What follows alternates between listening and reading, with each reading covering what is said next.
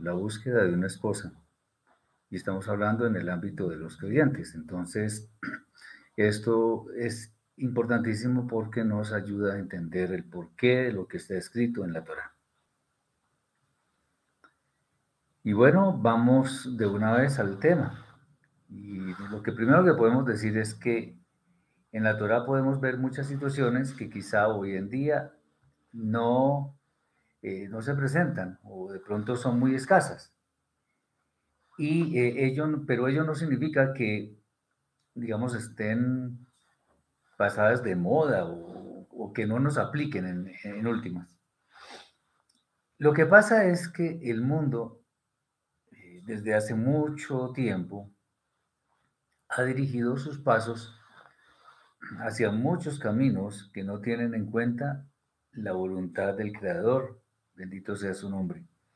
Razón por la cual el panorama que hoy apreciamos está muy lejos de ser lo que en principio fue creado. Eh, un tema que no está exento de polémicas, especialmente porque está en la Torá. Cuando el tema espiritual está presente, es la búsqueda de una esposa verdaderamente adecuada y según los designios del Eterno. Es claro que sobre este tema hay muchísimas opiniones, de todo tipo, y muchas veces esas opiniones unas y otras son antagónicas. Eso explica, o se explica mejor en la medida en que lo que está establecido en la Torá pareciera a veces que fuera como un ideal que no corresponde a lo que estamos viviendo actualmente. Pero esto dista mucho de ser cierto porque el Eterno siempre, siempre sin excepción ha querido lo mejor para nosotros. Pero nuestros intereses muchas veces no corresponden con la voluntad celestial. Ahí es donde está el verdadero problema. Nosotros vemos en el mundo muchas tendencias, eh, bueno, de todo tipo, en todos los ámbitos del conocimiento y de las actividades diarias. Y cuando la Torá, eh, digamos que no aprueba una conducta en particular, quienes están embebidos en esa conducta, pues simplemente dicen que la Torá no tiene razón o que es un libro que se inventaron por ahí, quién sabe quiénes. Bien, lo que vamos a estudiar entonces nos ayuda a entender mejor por qué el Eterno nos dio su Torá, que en definitiva es el mejor manual de vida que cualquier ser humano puede leer en alguna vez en su vida. Y la búsqueda de una esposa es un tema trascendental para nuestra propia vida. Muy bien. El primer tema que vamos a ver es algo que a veces se pasa por alto cuando se está leyendo, cuando se está leyendo los textos de la Torá. Entonces, ese tema se trata de poner la mano debajo del muslo para hacer un juramento. Bueno, en primer lugar lo que podemos decir es que aunque existen muchas personas que nunca en su vida se van a casar, nunca en su vida van a tener un cónyuge, eh, eso también es válido, hay que aceptarlo, porque no existe ninguna obligación de casarse. Pero también es cierto que desde el principio el Eterno estableció que el hombre debería tener una ayuda opuesta, lo que muchos llaman idónea. O sea, quien mejor habría de complementar su vida. Abraham, no dudamos que conocía este principio fundamental y se pone en la tarea de buscar esposa para su hijo Isaac. Además, esto era necesario, era imprescindible para que el transcurso de los acontecimientos llegara al cumplimiento de las promesas que el Eterno le había formulado a Abraham. Entonces, la descendencia de este gran hombre era la que iba a ser objeto de las promesas, de los pactos, de todas las profecías principales que están en la escritura, de manera que este asunto de buscar una esposa se convertía en un tema de capital importancia. El hecho de que Abraham ya estuviera viejo, entrado en años, convertía esta tarea, este propósito en algo dificultoso. Sin embargo, ya que para él era un poco difícil, entonces él apela a su siervo, quien le era leal. Por sobre todas las cosas, él durante toda su vida mostró una fidelidad a su Señor a toda prueba y lo delega a él, que seguramente tenía mucha más vitalidad física, para ir a buscar una esposa. Lo interesante es que Abraham le dice a este hombre, al siervo, que se juramentaran poniendo su mano en el muslo, o sea, la mano del siervo debajo del muslo de Abraham. Muchos comentaristas argumentan que esta acción significa que Abraham le pidió a su siervo que pusiera su mano en su propia circuncisión. Digamos que esta petición puede parecer un poquito curiosa, si se quiere el término. De hecho, hoy en día, pues, no parecería muy adecuado adoptar esta práctica. Pero en aquel entonces, cuando se hacía un juramento, la idea es que se debía tomar en la mano un objeto con el que se cumpliera un precepto. Bueno, en el caso de Abraham, el primer precepto que se cumplió fue el de la circuncisión. Pues que el Eterno le haya dicho, vete de tu tierra, de tu parentela, digamos, un mandamiento para Abraham, o más que un mandamiento. Eso fueron unas palabras que Abraham las tuvo en cuenta para seguirlas. Pero pero la circuncisión sí es un mandamiento. Al menos en lo que se puede ver del relato de la Torá, esto fue lo primero que como mandamiento cumplió Abraham. Muy bien. Esto lo que hacía era darle solemnidad y validez a ese juramento. Como se puede entender, obviamente hoy en día esto no se practica, o por lo menos no existe algún grupo humano conocido que esté realizando esta práctica. Obviamente, Abraham, a juzgar por la lealtad que su siervo había mostrado durante toda su vida, o al menos durante toda la vida que estuvo en su casa, pues decidió que él era la persona adecuada para ir a cumplir con esta gran tarea que él se propuso. Esto en cuanto a este tema de poner la mano debajo del muslo. Eso es lo que más se comenta entre los grandes exégetas de la Torá. El segundo punto tiene que ver con toda esta secuencia de acontecimientos y es cuando dice Abraham, no tomarás para mi hijo de las hijas del Kenaní o de las hijas de Canaán. Resulta que los pueblos en medio de los cuales vivía Abraham con su familia no eran precisamente los más espirituales, los más calmados, y mucho menos eran temerosos del Eterno. Por eso es que Abraham quería que su descendencia, o mejor, no quería que tuviera mezclas con los habitantes de esa tierra que él habitaba, porque, por decirlo figuradamente, espiritualmente eran de otra especie. Recordemos que cuando el Eterno realiza el proceso de la creación, dice que cada uno era según su especie. Entonces, ni los ángeles son una especie igual a la de los seres humanos, ni los impíos son de la misma especie, espiritualmente hablando, que los creyentes.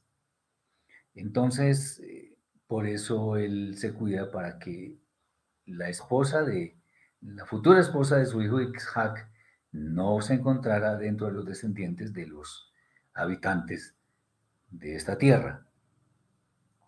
Ahora, ¿por qué tomar una esposa entre la propia parentela? Abraham sabía que era mejor que su hijo tuviera una esposa de entre las mujeres de su familia. Y esto en lugar de mujeres desconocidas que no se sabía qué costumbres tenían o qué tipo de prácticas realizaban todos los días. Sobre esto hay llamémoslo así, como un eco de las palabras de Rab Shaul, de bendita memoria, del apóstol Pablo, que las encontramos en la segunda de Corintios, capítulo 6, versículo 14.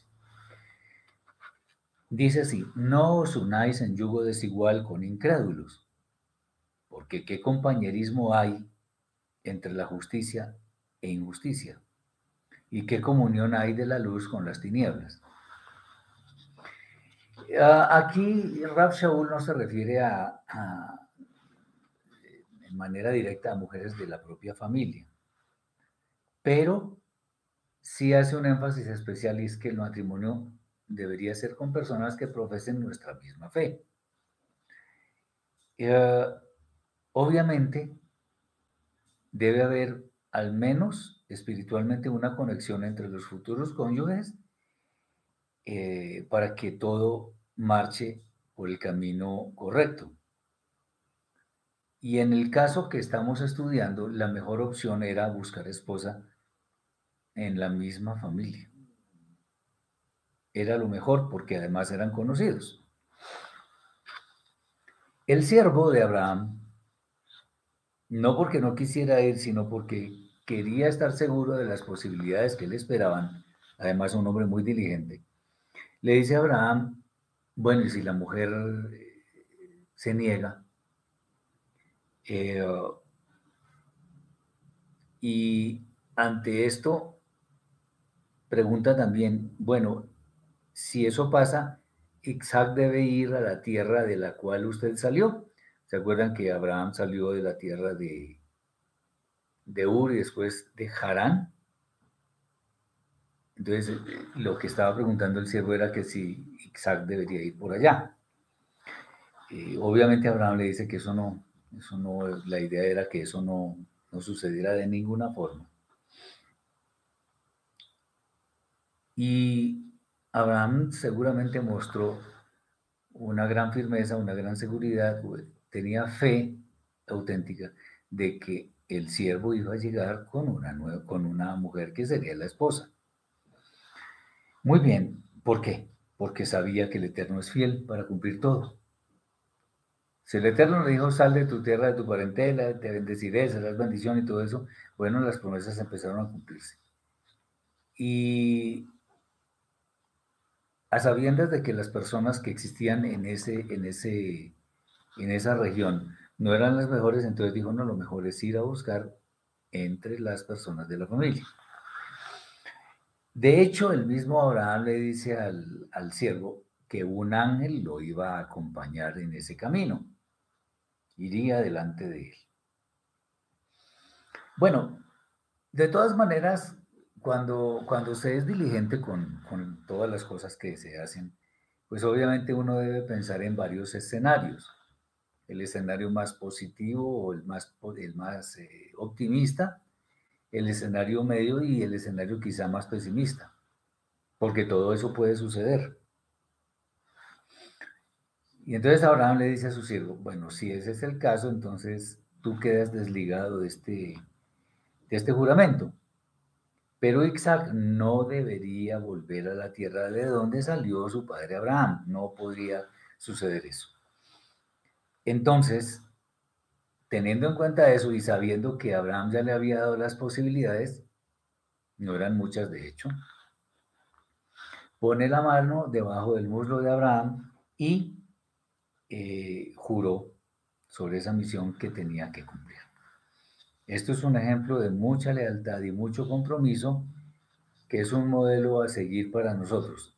No exactamente en la misma forma, sino en cuanto a su esencia. Hay fidelidad, hay lealtad, hay honradez, hay veracidad y hay el deseo de cumplir las cosas. Bien.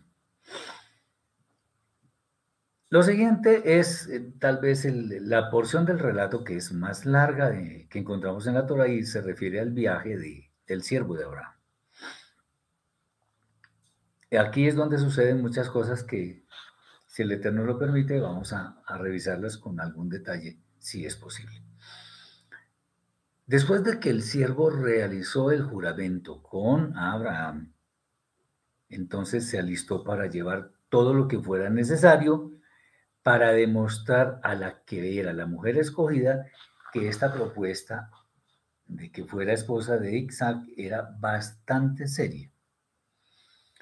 Y obviamente la decisión que tomara la mujer de volver para donde Isaac tenía un fundamento suficientemente fuerte que le daba seguridad para decir que se vendría con el siervo de Abraham. Hoy en día, porque es bueno hablar de lo que pasa en nuestros días, cuando las comunicaciones, internet y todo eso está en su punto máximo y todo se conoce en el mismo momento, los preparativos de una búsqueda como esta podrían recibir calificativos como algo pintoresco, algo anecdótico e incluso anacrónico también. Pero la verdad es que le dan importancia que merece, o sea, esto que estamos viendo de buscar una esposa adecuada, lo que está haciendo es darle importancia capital a la persona que ha de acompañar nuestra existencia por siempre.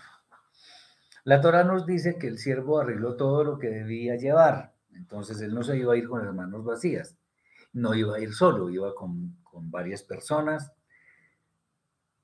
con regalos, y bueno, eso era con regalos, pero no cualquier regalo, eran joyas, de hecho Abraham era un hombre muy rico, entonces tenía suficiente como para demostrar que las cosas iban en serio. Cuando el siervo llegó a aquellas tierras, lo que hace es una petición al Eterno que podríamos llamar como muy atrevida, muy osada, y posiblemente sí fue así, pero la ocasión lo ameritaba. Vamos a hablar un poco de esto. Digamos que el siervo, ya, si hemos leído estos textos de la Torá, sabemos que él dice que le pidió al Eterno que la mujer que saliera le diera de beber a él y a sus camellos, etcétera, etcétera. Y bueno, ahora vamos a hablar un poco de eso. En Bereshit 24, Génesis 24, versículos 12 al 14, allí está escrito, y dijo, Eterno, Elohim de mi señor Abraham, por favor haz que tenga hoy un encuentro y haz bondad con mi señor Abraham. Y aquí yo estoy junto a la fuente de agua, y las hijas de los varones de la ciudad salen por agua. Que la doncella a quien yo diga, por favor inclina tu cántaro para que yo beba, y ella responda, bebe, y también a tus camellos daré de beber, que esta sea la que has aprobado para tu siervo Isaac. Y en esto conoceré que hiciste bondad con mi Señor. Aquí, bueno, esto es lo que está escrito y sin duda así fue. Pero hay que tener en cuenta que nosotros no podemos, cuando estemos haciendo alguna petición al Eterno, de ninguna manera le podemos poner condiciones. ¿Por qué? Razones hay varias. Él conoce de antemano lo que nosotros necesitamos. Si, por ejemplo, nosotros queremos la sanidad nuestra o la de alguna persona en particular, pues simplemente le pedimos esa sanidad, sin detallar cosas eh, adicionales. Lo que hacemos, lo que debemos hacer siempre es pedir al Eterno, bendito sea, pedir el qué y no el cómo, porque Él sabe que es lo mejor para nosotros. Hay otro caso de palabras que se dijeron un poco, quizá apresuradamente. ¿Recuerdan el caso de Iftach, al que llaman Jefté, que prometió al Eterno que sacrificaría, que ofrecería a una persona en holocausto a la que saliera si él ganaba, si él obtenía la victoria? Y así fue, y la que salió fue su hija. Claro, el Eterno no acepta ese tipo de ofrendas, pero Iftach cumplió con eso. Aquí lo que está haciendo el siervo de Abraham es diciéndole al Eterno: yo quiero que la mujer tenga esta y esta y esta y esta cosa, bueno, y que diga tal cosa. Bueno, vamos a mirar algo con respecto a esto. En Bereshit 24, versículos 15 al 21, nos dice: y sucedió que antes que él acabase de hablar, he aquí Rivka, que le había nacido a Betuel, hijo de Milca, mujer de Nahor, hermano de Abraham. Salía con su cántaro sobre su hombro, y la doncella era de muy buen aspecto, virgen, y ningún varón la había conocido. Y descendió a la fuente y llenó su cántaro, y subió. Entonces el siervo corrió a su encuentro y dijo: por favor, dame de beber un poco de agua de tu cántaro. Y ella dijo: bebe, señor mío. Y se apresuró a bajar el cántaro de sus manos y le dio de beber. Y cuando terminó de beber, de darle de beber, le dijo: también para tus camellos sacaré agua, hasta que terminen de beber. Y se apresuró y vertió su cántaro en el abrevadero y corrió de nuevo al pozo para sacar agua, y sacó para todos sus camellos. Y el hombre se asombró de ella, callando para saber si el Eterno había prosperado su camino o no. Bueno, con todo esto, pues era obvio que él se estaba dando cuenta que sí estaba prosperando su camino. Obvio que eso fue una respuesta que el Eterno le dio a este hombre, aún a pesar de las condiciones que él le puso al Eterno. Pero el Eterno honró esa petición. Aquí nosotros podríamos preguntarnos, bueno, ¿y qué hubiera pasado si, por ejemplo, en lugar de Rivka, eh, le sale al encuentro al siervo de Abraham, digamos, una mujer que, pues, que le debe de beber a él y a sus camellos, pero una mujer con algún defecto físico muy visible? No estoy diciendo que no sea digna, pero estamos poniendo ejemplos. O que la mujer hubiera sido simplemente una sierva y no perteneciera a la familia, o que hubiera sido más de una mujer la que le concede la petición al siervo. Entonces, aquí lo que tenemos que ver es un gran ejemplo de la motivación correcta de una persona. El siervo de Abraham estaba concentrado exclusivamente en atender la petición de su señor y buscar una esposa que fuera adecuada para Isaac. Y obviamente el Eterno ya sabía eso, y por ello le concede lo que estaba diciendo. El deseo de este hombre era simplemente cumplir con la misión para la cual había juramentado a su Señor. Además, esto que parece tan simple, en realidad era fundamental, definitivo para la futura formación del pueblo de Israel. Por eso es por lo que Ismael, por ejemplo, no fue escogido como el hijo de la promesa, sino Isaac, porque la espiritualidad de Ismael no era precisamente la mejor para dar origen a una nación apartada del pecado como es Israel. Ya hablaremos después de eso. Es bueno hacer un corto análisis de lo que sucedió en aquel momento y centrarnos en cómo podría verse eso mismo hoy en día. La verdad es que lo más seguro es que difícilmente un padre podría buscar esposa para su hijo. Hay personas que dirían, no, pues absurdo, porque el mundo se ha encargado de cambiar en gran manera muchas cosas que antaño eran muy comunes. Pero por la fuerza de los ofrecimientos del mundo, en todas las formas, todo aquello parece como anticuado o pasado de moda. Eso es algo que lamentablemente es así, y eso no estoy diciendo algo que sea el gran descubrimiento, no, nosotros lo sabemos.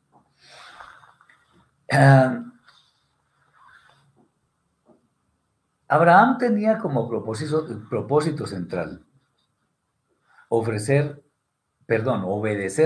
siempre las demandas del Eterno, bendito sea.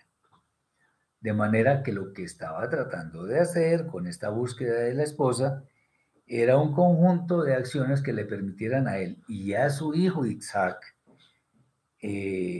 mantenerse en el camino sin desviarse de ese propósito. Ese camino fue trazado por el Eterno y él con su hijo lo iban a seguir estrictamente. El siervo de Abraham entonces reconoce que la mano del Eterno estaba en todo lo que estaba sucediendo en aquel momento. Y sin demora le muestra entonces grandes presentes a la mujer, a Rivka, quien parecía que estaba llena de júbilo, de alegría, porque se apresuró a contar todo esto a su casa, a su familia. Labán, el hermano de Rivka, según lo que se puede ver en textos que vienen después en la Torá, era un hombre codicioso, inescrupuloso, era malvado. Y cuando vio los presentes que traía el siervo de Abraham y escuchó las palabras de su hermana Rivka, relatando lo que le dijo aquel hombre, el siervo, se apresuró, dijo, uy, sí, que entre a la casa y démosle alojamiento y todo aquello, y encontrémosle lugar para sus camellos. Bueno, de Labán se puede decir claramente que su interés no era lo que iba a suceder con su hermana, sino más bien el provecho que podría sacar del siervo de Abraham, porque lo que traía indudablemente era abundante. Y seguramente quería algo de eso. Cuando hay codicia, déjenme decirles que los propósitos nunca se cumplen. Cuando se le prepara la comida al siervo de Abraham, porque venía de un camino largo, aunque muchos exégetas de la Torá dicen que el Eterno acortó ese camino y que llegó muy rápidamente.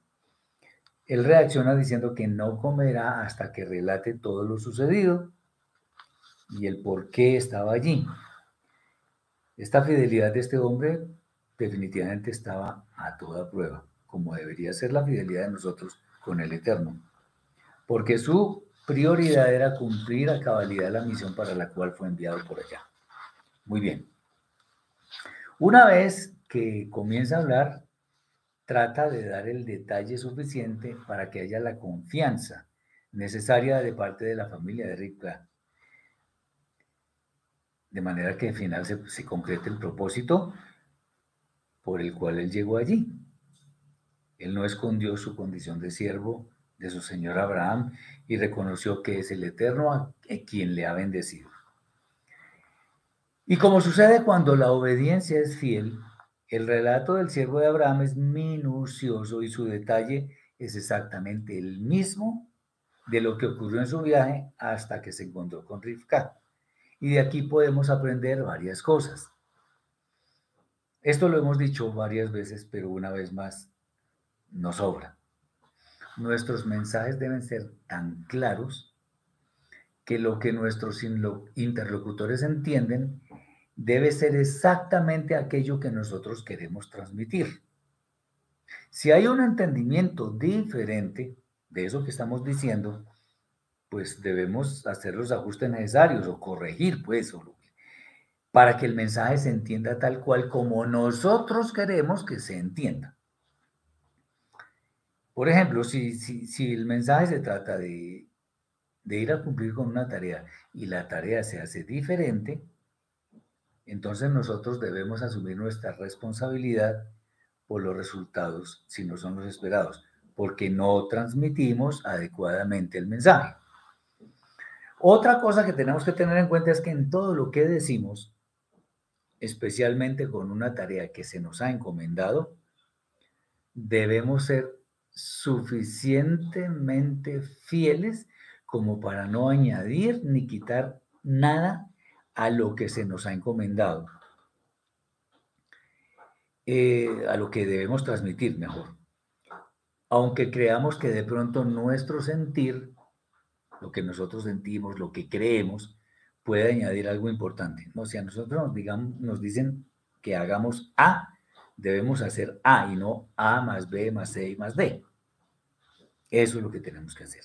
Por eso es que inclusive esto se relaciona con el hecho de que nosotros tratamos de cumplir lo que está escrito en la Torá y no inventándonos mandamientos, ni alajá, ni nada de esas cosas, porque eso no está escrito. Y el Eterno mismo dice en su Torá, cuidaréis pues de hacer lo que yo, de lo que yo te mando, no añadirás a ello ni de ello quitarás. Muy bien. Y finalmente, lo que digamos debe ser con el más absoluto respeto por quienes nos escuchan. Si hemos de transmitir un mensaje, de ninguna manera nos debemos fijar en la condición de quienes están recibiendo ese mensaje. En el caso del siervo de Abraham, todo esto se dio. Y por esta razón el Eterno honró todo lo que hizo en beneficio de su Señor y de su Hijo. Independientemente del tiempo que este hombre tardara en narrar todo lo que sucedió, él se preocupó por no omitir ningún detalle, para que todo lo que él estaba hablando resultara en algo fidedigno, en algo confiable, de manera que tuvieran la seguridad de que este hombre era leal, era honesto, decía la verdad. Y Rivka no tendría ningún problema en irse si esa era su decisión. La oración que hace el Eterno merece como un lugar aparte, porque cuando el Eterno honra esa oración, este hombre no duda en ningún momento en ir a la familia y decirle. O sea, la oración formó parte de todo lo que hizo el siervo de Abraham y aún eso lo relata para que se den cuenta que él está hablando la verdad. Obviamente el objetivo era que Rivka saliera con él. Aquí viene otra cosa interesante que en muchas partes de pronto ni se tiene en cuenta. Pero como estamos estudiando la Torah, es bueno que aún este tipo de cosas las sepamos discernir de manera que de alguna forma podamos ayudarle a personas que están llegando recientemente a este camino. Entonces, tanto Labán como su padre Betuel, a pesar de que la Torah los muestra como unos malvados, responden que las cosas son de parte del Eterno y por eso no pueden decir ni bueno ni malo. Incluso le dicen al siervo de Abraham que tome a Rivka y se marche, por lo que este hombre se postró en tierra ante el Eterno porque le había hecho prosperar su camino. Después de esto sacó los presentes para Rivka, pero también para su hermano y su madre, y finalmente comieron y bebieron y pasaron la noche. Pero aquí sucede algo misteriosísimo. El nombre de Betuel, el padre de Rivka, aparece muy poco. En general aparece muy poco. Pues quienes tienen más protagonismo en este relato son Labán y su madre, o sea, la madre de Rivka, que era hermana de él. E incluso el día que iba a partir el siervo de Abraham, o sea, el día siguiente, solo aparecen ellos dos. Y aquí es interesante mostrar lo que ciertas opiniones dicen respecto de esto. Puede que no sea un hecho trascendental para nuestra salvación. Puede que no nos ayude a ser mejores personas, pero sí nos ayuda a entender por qué las cosas se escriben de cierta manera y no de otras. Entonces, Rashi, un gran exégeta de la Torá de la Edad Media, afirma que Betuel había querido impedir que Rivka se marchara, por lo que en la noche vino un ángel y le quitó la vida. Esa es una opinión.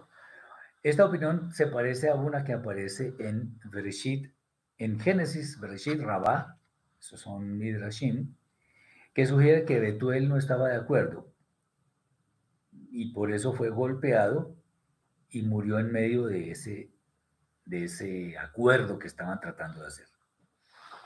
Hay otro documento que es Da'at Sekenim Mi Baalei Atosafot, que son escritos medievales entre los siglos XII y XIII, sugieren que Betuel envenenó la comida del siervo de Abraham.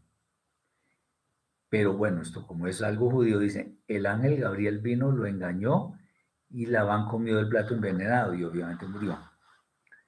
Otro documento, Yalkut Shimoni, en el siglo XIII también, sugiere que la gente del pueblo iba a obligar a Betuel a violar a Rivka, como parte de eso que llaman la primera noche, que es una costumbre perversa que existe en muchas partes.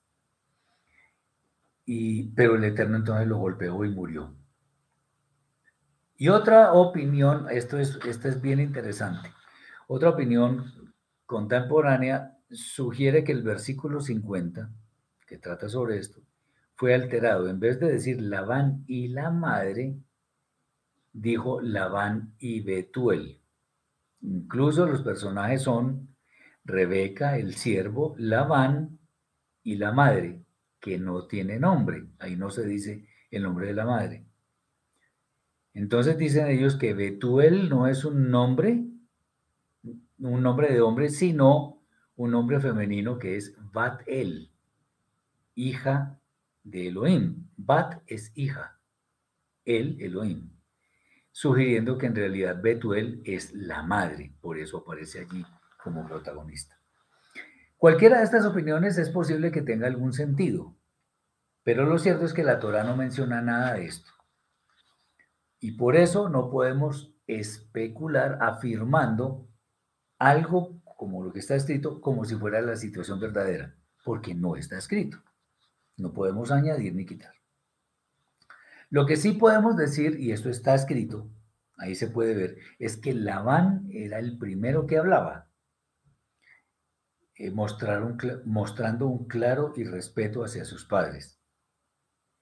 Y obviamente la historia futura en la Torá nos hablará más de este personaje que era bien siniestro y que no se recuerda por ninguna buena obra que haya hecho.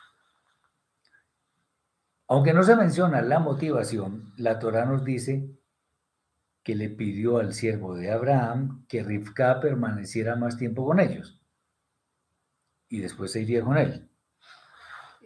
También existen opiniones que dicen que el tiempo que se pedía que se quedara Rivka era varios meses, incluso como un año o 10 meses, a fin de que tuviera tiempo de arreglarse y salir, como supuestamente se acostumbraba en aquella época.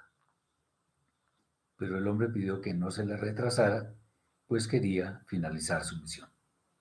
Hay cosas muy interesantes en este viaje, pero bueno, esto es más o menos un resumen de lo que puede ser eso. Ahora, vienen temas que esos sí son de actualidad, aunque, bueno, también vienen desde de esas épocas.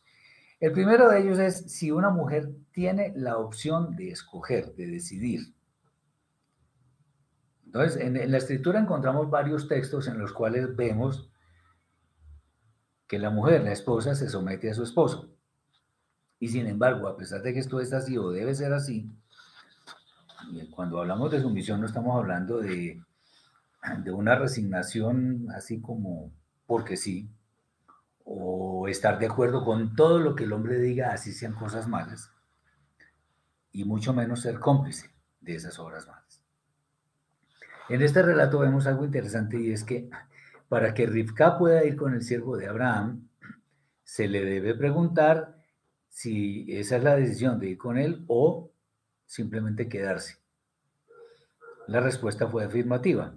Y aunque la Torá no da detalles sobre este asunto, es bueno comentar lo siguiente. La decisión de aceptar una petición de matrimonio no es obligatoria. La mujer tiene la libertad de aceptar o no. Así de simple. Otra es que la respuesta de Rivka, que fue iré, de acuerdo con varias opiniones, significa que ella tenía la intención de aceptar, pero eso era independientemente de lo que dijera su familia. Ella no dice sí, sino dice iré. Eso significa que había mucha determinación en ella para ir con el siervo de Abraham. Y la pregunta que se le hace a Rivka indica que su decisión es individual. Por más que la familia opine una cosa, quien toma finalmente la decisión es la mujer. Ojo con estas cosas. Algunos exégetas hacen algunos cálculos, como si fuera poco, hay algo adicional. Y de alguna manera argumentan que Rivka en ese momento era una niñita de muy pocos años.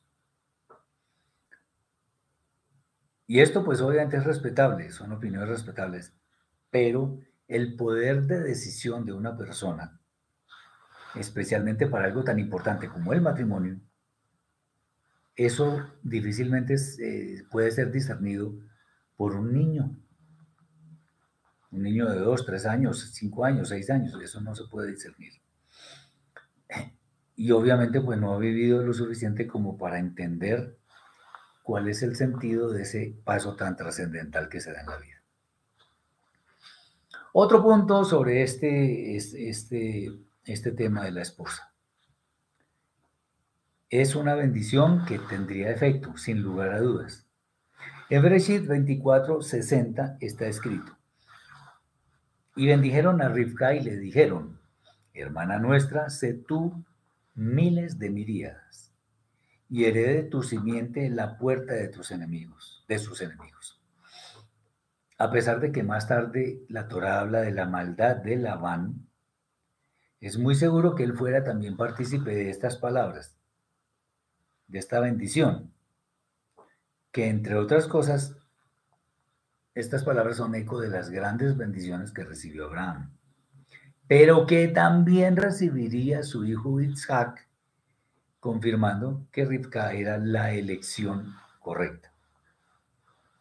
Después de esto, pues Rivka emprende el viaje con el siervo de Abraham para adentrarse en un futuro lleno de bendiciones. Obviamente no exento de problemas. Las palabras con las que fue bendecida demuestran que el poder del Eterno estaba siendo reconocido aún en ese lugar, porque la familia entendió que todo lo que estaba sucediendo era obra del Santo de los Santos.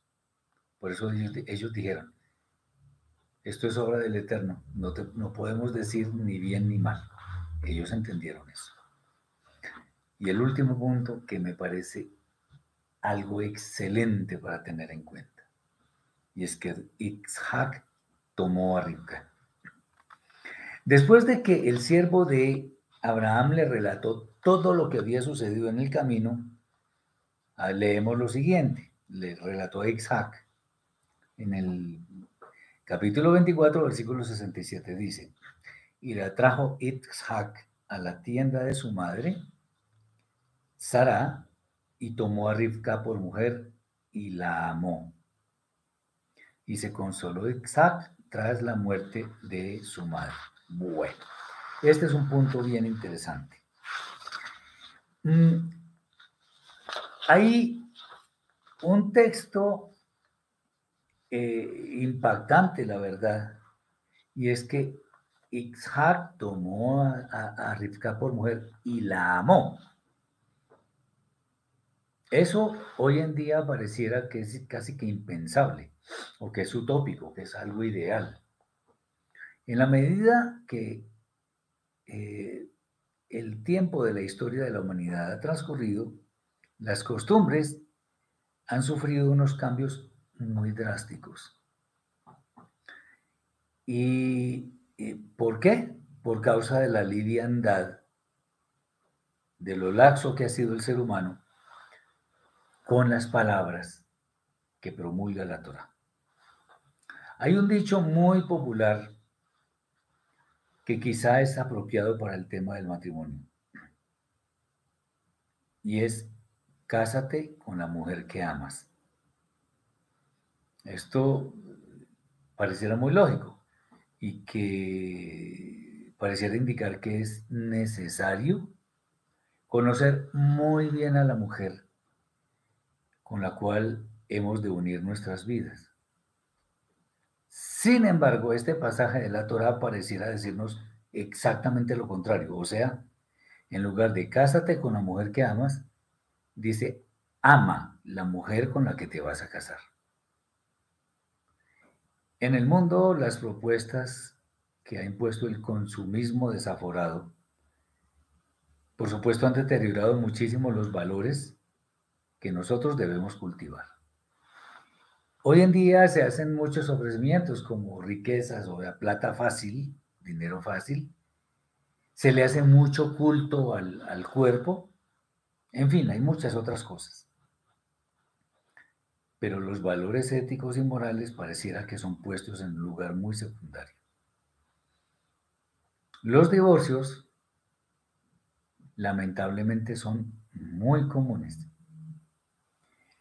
Pues en muchos casos, por ejemplo, se alega algo como incompatibilidad de caracteres o cosas que son parecidas. Y esto sin detenerse a pensar que un matrimonio debería ser para toda la vida y que los problemas en realidad son oportunidades para que los cónyuges crezcan juntos. Lo cierto es que la mujer fue creada para complementar al hombre y viceversa. En los tiempos de antaño esto era bastante claro. Y por eso era que los matrimonios duraban muchísimo, duraban toda la vida, hasta que la muerte los separara. Lo que vemos en la Torá lo muestra, porque los hombres más ilustres tuvieron uniones muy duraderas. Y todo problema se solucionaba con amor, así hubiera discusiones, claro, claro que sí, pero se solucionaba con amor y seguimos juntos. Hoy en día eso es muy raro, casi ni existiera. Lo que vemos en el caso de Isaac y Rivka es un ejemplo de que hay que amar a la mujer con la que nos vamos a casar. Es cierto que no necesariamente un hombre ha de casarse con cualquier mujer, pues eso no nos llamemos a engaños, porque es importante que las dos personas al menos posean en común unos valores éticos en los cuales coinciden, que son principios espirituales para que ese matrimonio perdure. Pero no es indispensable que diferencias aparentes sean las que se impongan cuando se hace la escogencia de la persona que se unirá a nuestra vida.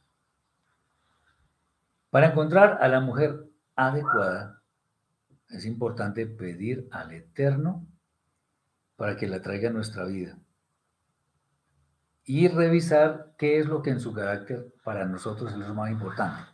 Entonces, nosotros no podemos pedir: Señor, yo quiero alguien que sea de una hermosura que resalte. La belleza, déjenme decirles que es pasajera, o sea, la belleza física. Y que sea una mujer que tenga dinero, que tenga fama, que tenga no sé qué cosas. ¿Para qué? Eso no es lo que hace la verdadera felicidad. Entonces, todo lo que no sea estar en concordancia con lo que el Eterno pide, pues se sale de todo contexto. Y obviamente proyectan matrimonios que no van a tener éxito. Esos no van a durar. Mucho se puede escribir sobre esto, pero los principios siempre van a ser los mismos. Para hoy es bueno proponer un pensamiento. Confiemos en el Eterno, aunque el mundo nos haga ofrecimientos atractivos, pero que son pasajeros y no nos llevan a la vida eterna. Creamos en el Eterno, que Él nos va a ayudar y nos va a respaldar. Esperamos que este mensaje sea de bendición para mis hermanos, que traiga un poquito más de conocimiento a lo que ya sabemos de la Escritura y que se convierta en bendición para que ustedes también bendigan a otras personas. Les deseo un Shabbat lleno de sanidad espiritual, de sanidad en el cuerpo, de muchas bendiciones en todos los órdenes, de mucha paz y sobre todo que haya mucho conocimiento y mucho apego a la Torá del Eterno en nuestra vida. Les deseo un día muy bendecido. Shabbat Shalom.